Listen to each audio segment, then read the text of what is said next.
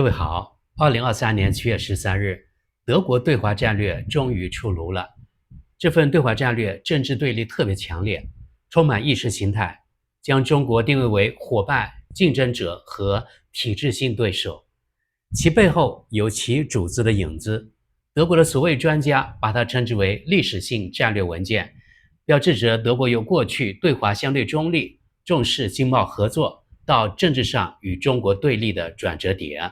这表明德国进一步紧抱美国大腿，政治上与中国进入全面对抗的局面。这对中德双方都意味着双输。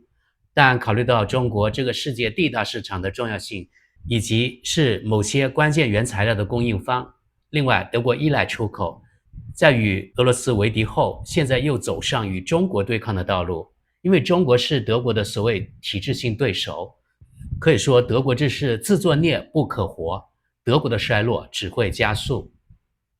昨天，也就是7月13日，德国外长充满喜悦地宣布了此满满敌意的所谓对华战略文件。Repressiver nach innen, offensiver nach außen. China hat sich verändert und deswegen muss sich auch unsere China-Politik verändern. 德国各大小媒体当然给予了极大关注，毕竟中国是德国最重要的贸易方。我不喜欢用伙伴这个词，因为人家德国根本就没有把中国当作伙伴，伙伴是个褒义词，说明双方基于友好的基础开展贸易及合作，但德方的出发点并非如此。今天我们先看看德国国家媒体德国国家电视1台如何进行报道的。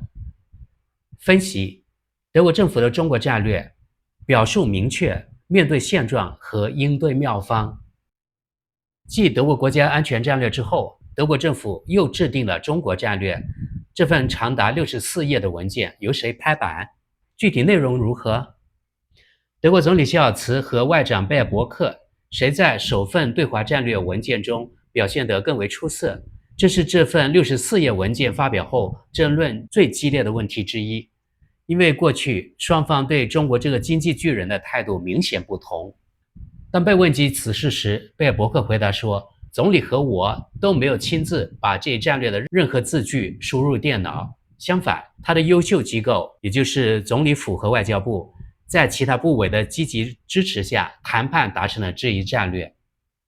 中国变了，但多党联合政府内部谈判需要时间。根据专门研究中国问题的麦卡托中国研究中心的计算，自三方在联合协议中做出战略承诺以来，已经过去了83周，现在已经成型。中国变了，这就是为什么我们的对华政策也必须改变。这是德国外交部长和对华战略文件本身的核心信息之一。一个在外交政策上明显更具进攻性的中国，正试图以各种方式重塑以规则为基础的国际秩序，这对欧洲和全球安全都有影响。这点在引言中以白纸黑字写明。在接下来的篇幅中，也有段落对此进行明确表述。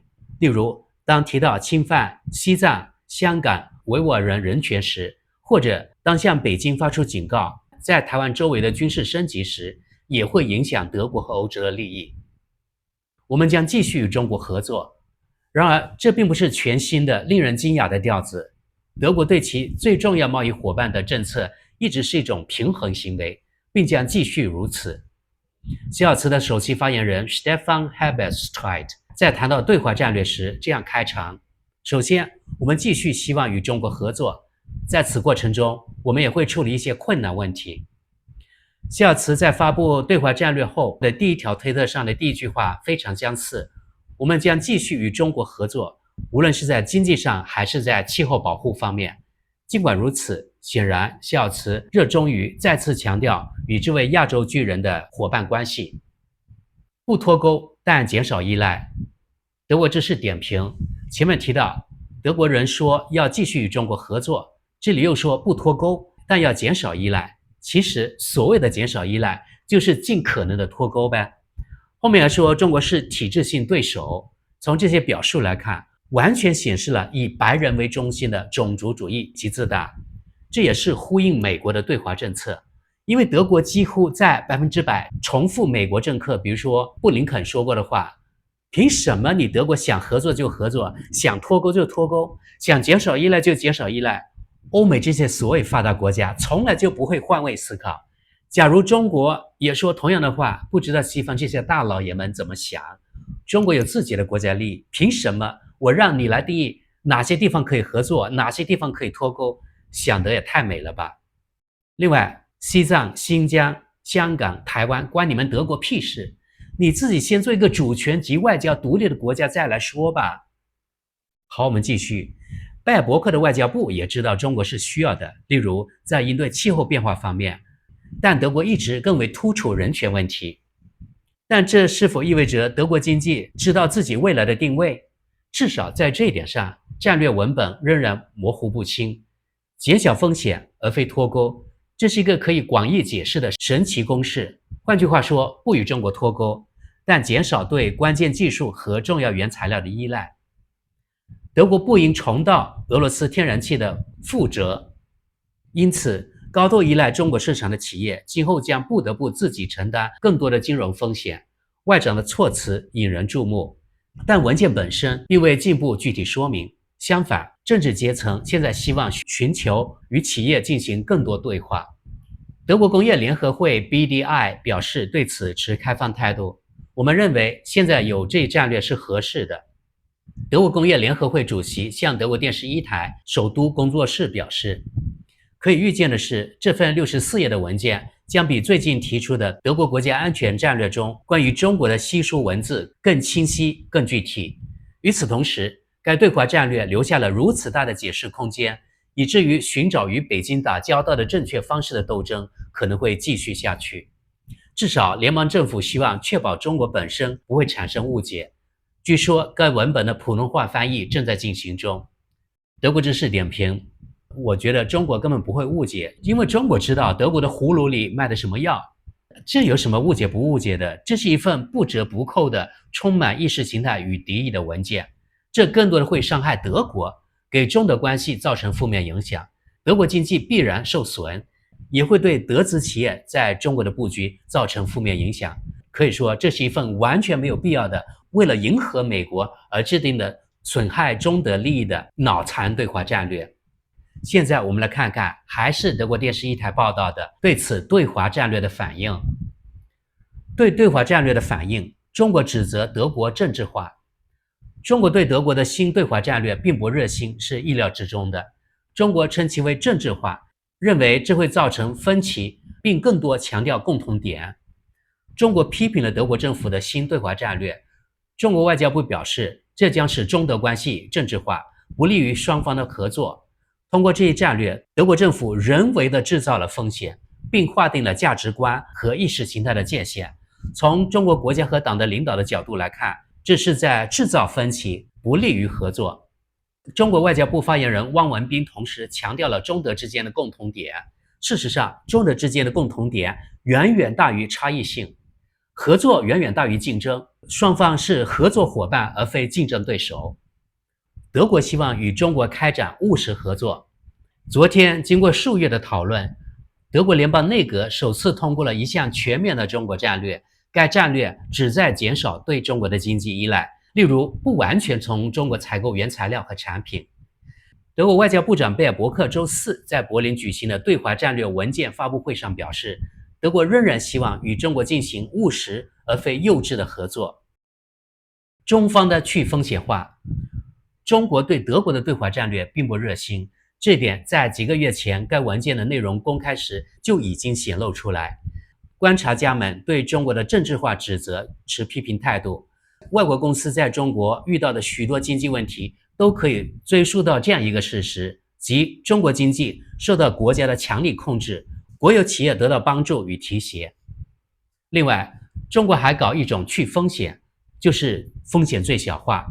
不仅仅是这么叫，凭借所谓的双经济循环战略，虽然中国多年来一直继续与外国进行贸易，同时也希望减少依赖，并实现自给自足。接着我们看看读者在德国电视一台官方推特账号上有何评论。第一位，德国政府那些人是否已经明确表示，德国工业未来将从哪里获得所需要的镓和锗？这是芯片和所有高科技产品所必须的。中国90%的供应商已经恼羞成怒地关掉了龙头。下一位，我的结论是，中国持续20年投资于教育、基础设施和数字化。中国变了，是德国没变。世界上所有的企业都在中国投资，他们正在逃离德国。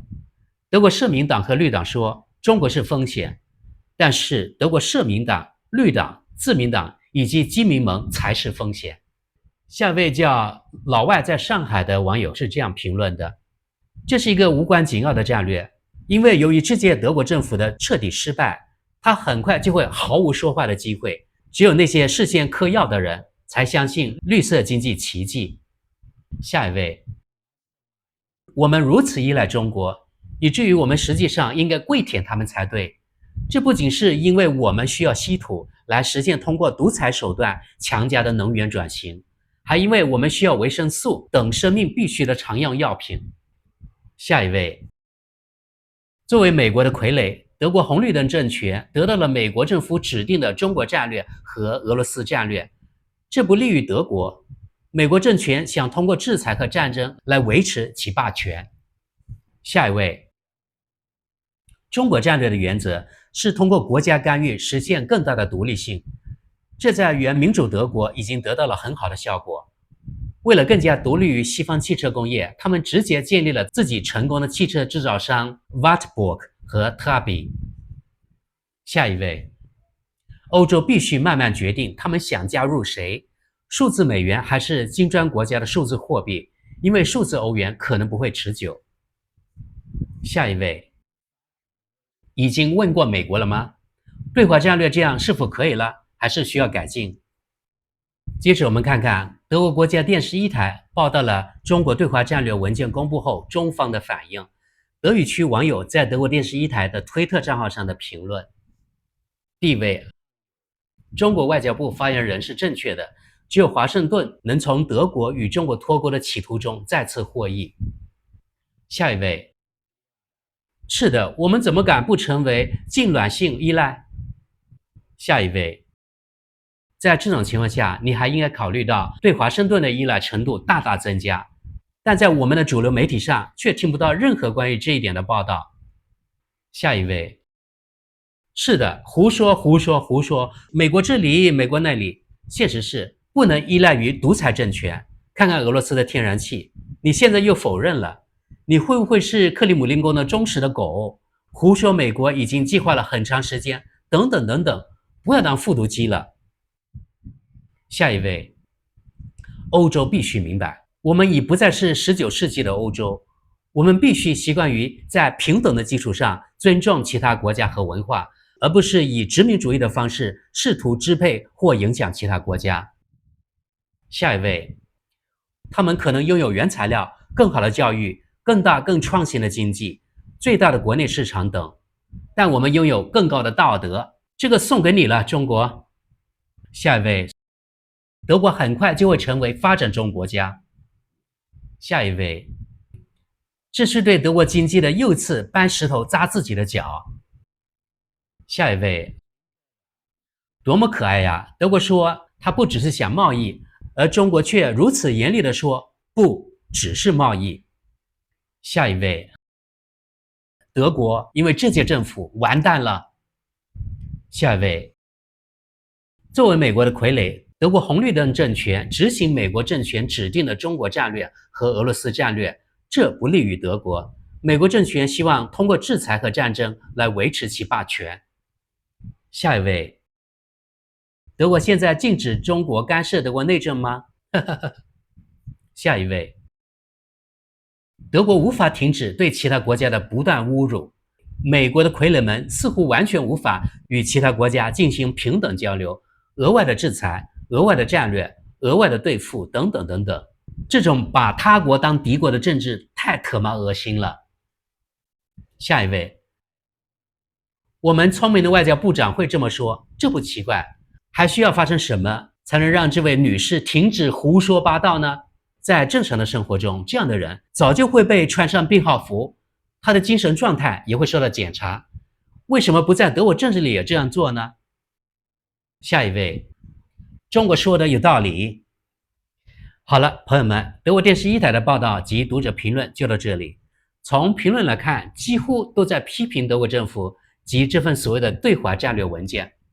很意外，德国《明镜周刊》对德国的对华战略文件报道不多，一共只有2篇，而且都没有开启评论功能，这真的很不正常。是该媒体害怕德国读者的评论呢，还是有其他原因？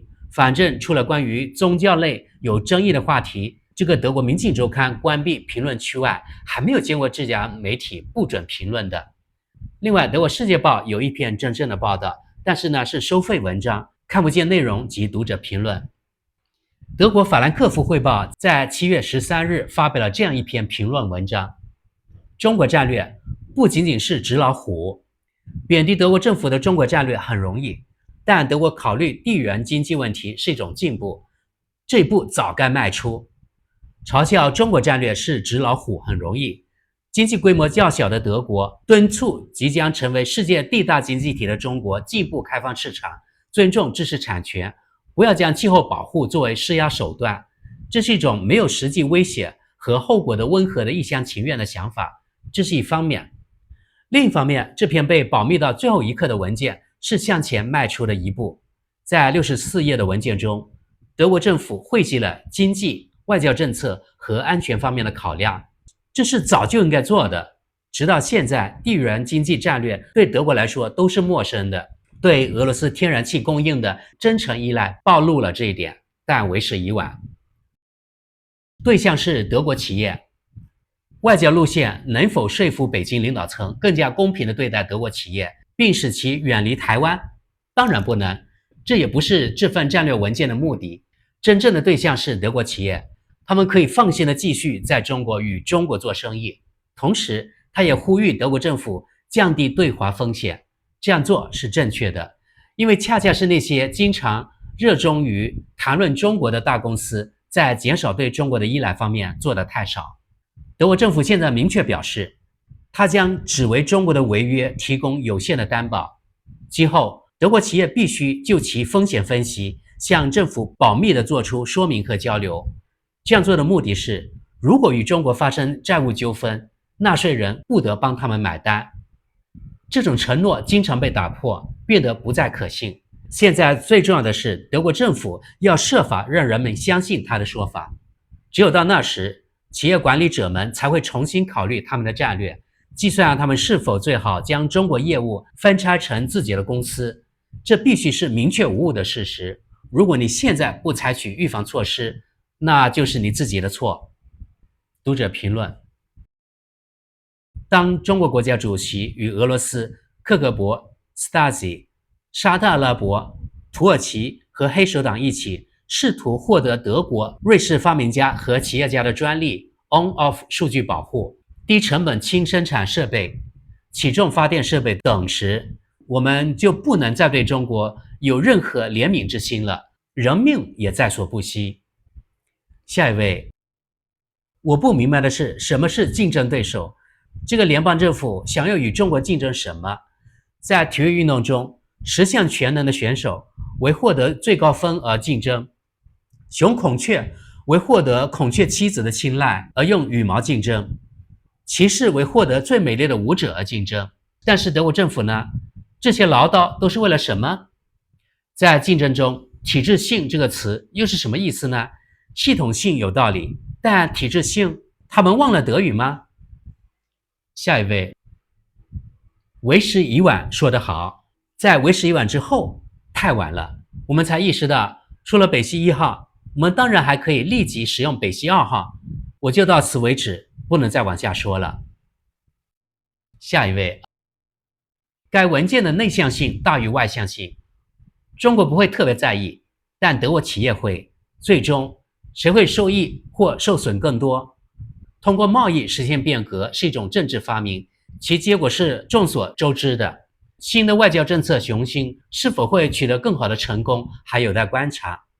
作为一个原材料匮乏的出口国，德国无法像柏林想象的那样轻易与世界市场脱钩。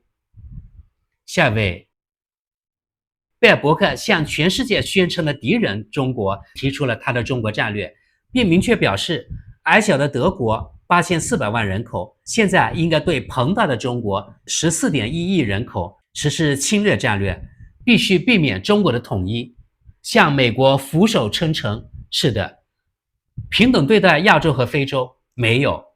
贝尔伯克的表演说明，他是德国历史上最反动的外交部长。下一位，感谢这篇评论文章，给自己做出定位是很重要的。正如作者所说，当大爆炸来临时，大多数人都应该做好准备。我仍然希望不会有大爆炸。我们不仅依赖中国，中国也依赖我们。中国的国内市场仍然太弱，不足以支撑整个中国经济，至少现在是这样。下一位，中国当然不会依赖德国，因为小小的德国太小了。奥地利德语媒体也报道了这件事。我们看看今天，也就是7月14日，奥地利标准报的一篇评论文章。德国希望与欧盟一起减少对中国的依赖。德国的对华战略将是奥地利明确自身定位的信号。夏天让我们忘记了天然气短缺的恐惧，然而对天然气供应的担忧仅仅是几个月前的事。俄罗斯对乌克兰的入侵及其后果残酷地表明，如此依赖一个国家可能会适得其反。德国放弃普京的天然气，让德国损失惨重。